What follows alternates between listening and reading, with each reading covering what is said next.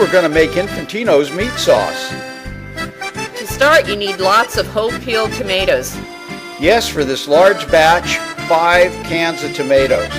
4 tablespoons of garlic, 5 large shallots, I'd like to do a fine dice. You cut horizontal, then you make a vertical cut. the final cut is across the shallot.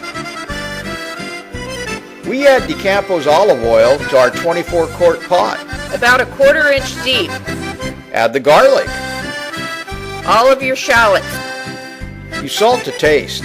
Don't forget we will be salting as we add ingredients. Mix well. You will want it to become a golden brown color. Do not overcook and burn the garlic. It will turn your sauce bitter. After grinding your tomatoes, add them to the garlic and onion mixture. You need to do this 4 more times, adding the rest of the tomatoes. Your pot should be approximately 2/3 full. Yes, you need room for the meat. Starting with a pound of ground beef, A pound of ground pork. a bone-in veal shank, Spicy hot, or you can use mild Italian sausage. bone marrow, We have the butcher cut them about 2 inches long. short ribs. Now that's a lot of meat. Yes, it is. Add DeCampo's olive oil to your pan. Add your short ribs to a hot pan to brown. You want to brown all the sides to develop the flavor. Right from the pan into the sauce. Using the same oil, you sear the bones.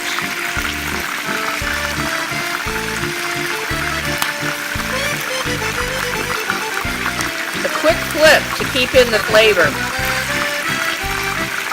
Once seared, everyone in the pool. You do the same with the sausage. Veal shanks, Add the ground pork and beef. salt and pepper to taste. Add to the sauce. Give it a thorough mix. Now it's time for the red wine.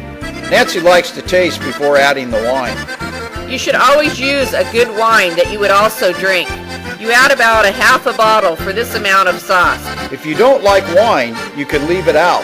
But remember, the alcohol is cooked out and you're left with just the flavor. One last stir. On with the lid for about 3 to 4 hours.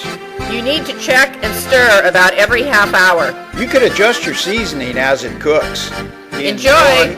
If you want to see more videos like this, go to www.fatchefrestaurantguide.com.